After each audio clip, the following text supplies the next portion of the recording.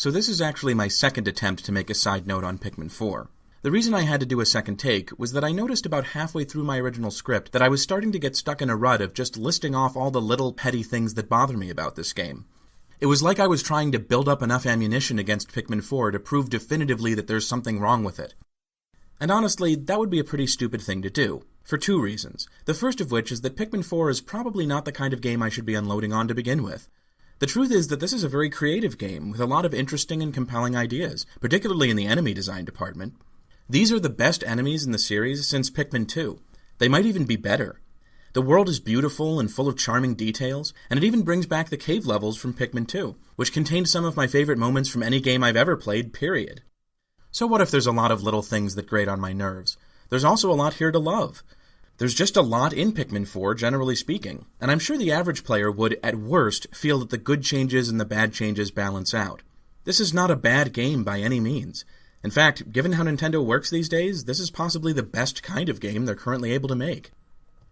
So all that is the first reason why it would be stupid for me to deliberately look for little things to hate about Pikmin 4.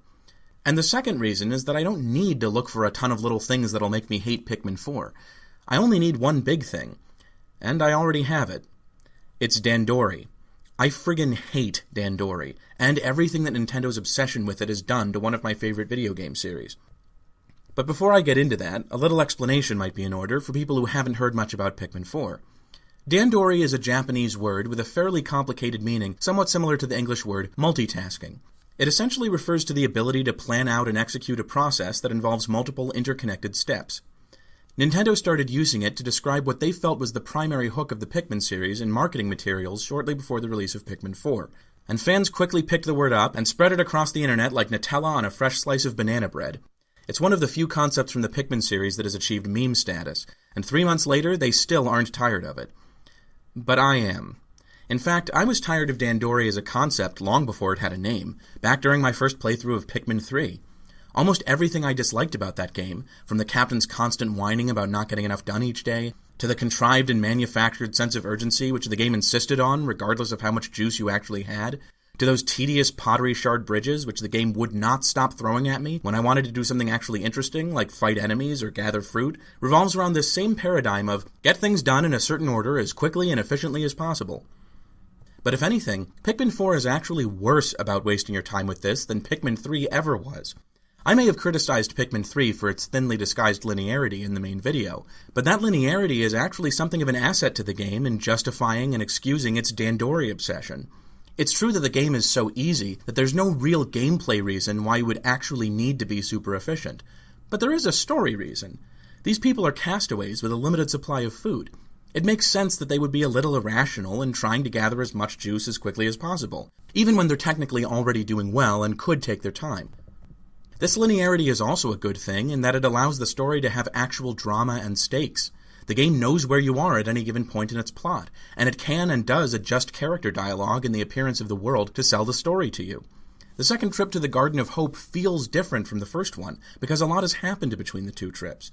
In a very real sense, it's not the same level at all, and the same goes for all the other places you revisit throughout Pikmin 3. The progression of the plot in that game, for all that it's a departure from the tried-and-true standards of Pikmin design, is pretty immersive and makes each part of it feel special and unique, and I have to appreciate that. On the other hand, I look at Pikmin 4 and I see exactly the same focus on grading repetitive tasks, the same reliance on tedious multitasking challenges to overcome physical barriers, the same constant interruptions from other characters telling you that you should be working harder and faster, and you're letting too many Pikmin die, and oh look, a treasure, you should go get that right now! Except that in this game, there's no justification for any of it. What the premise of Pikmin 4 explicitly tells you is that you have all the time in the world to save the leaflings and gather enough sparklium to fix your ship. You don't need to run around like a chicken with its head cut off to get as much done as possible in a single day, not even in an abstract story sense. There's no sensible reason why the game should have you practice doing this or push you into playing this way, yet somehow it still does. The height of this nonsense is to be found in the Dandori battles scattered throughout Pikmin 4's main campaign.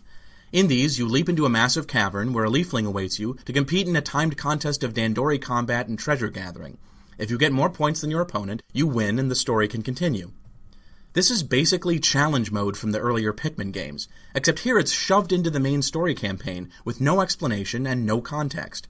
How are the characters taking part in what is clearly some kind of mini-game with different rules from the reality they live in? Are they not actually experiencing this, and it's some kind of bizarre metaphor for them having a one-on-one fight? What does that actually mean to these characters to win a battle? Why are the Leaflings obsessed with practicing Dandori on their own when these battles clearly only work when there's 2 participants? There are no answers to any of these questions, because the truth is that Nintendo didn't care about these battles having anything to do with the rest of the game. They're not part of Pikmin 4's story. They're a deliberate distraction from it, a dive into pure gameplay without the slightest particle of in-universe justification for what you're doing. And it's this, more than anything else, that makes me absolutely hate Dandori. It destroys my immersion in the Pikmin world, just like the slapped-together shrines in Breath of the Wild make it impossible for me to truly believe in its version of Hyrule. When an area in a game is designed almost exclusively with mechanics in mind, particularly when other parts of the game were clearly made to be more immersive and thought-provoking, the contrast is unspeakably jarring. The whole idea of Dandori is to treat each area of the game like a giant Rubik's Cube, a mechanical toy to be dissected and analyzed in order to create a perfect game plan that will lead to finishing it not stylishly or in a fun way, but optimally. It leaves no room for player creativity, and in a very real sense, it leaves no room for player error either. Suddenly, playing a Pikmin game in a laid-back or whimsical manner is not just different, but wrong, and the game will berate you for it and push you to do things the one correct way. You cannot stare at a game closely enough to perfect it in this manner without also being so close to it that every aspect of story or aesthetics dissolves into a meaningless blur.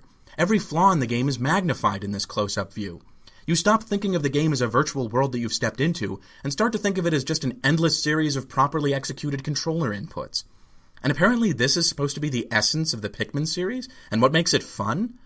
The original Pikmin was nothing like this. One of the greatest things about Pikmin when it came out was its approachability and the simple nature of its challenges. The only real resource you had to worry about collecting was the Pikmin themselves.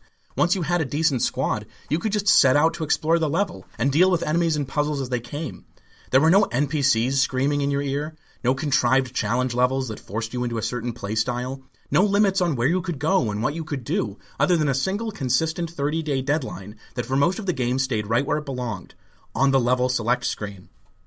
Pikmin 2, despite all the changes it made, had a very similar feel. It too was non-judgmental, and it gave you all the time you wanted to explore. And then there's Pikmin 3, which did judge you and did talk your ear off, and which arguably is the game that started all this Dandori nonsense in the first place. But here's the thing about Pikmin 3. You could ignore it. Like I said in the main video, I had a lot of fun with Pikmin 3 once I made up my mind that the captain's whining didn't matter to me, and I wasn't going to pay attention to it anymore. It's an easy enough game that you are allowed to take it easy and drink in its beautiful world at your own pace.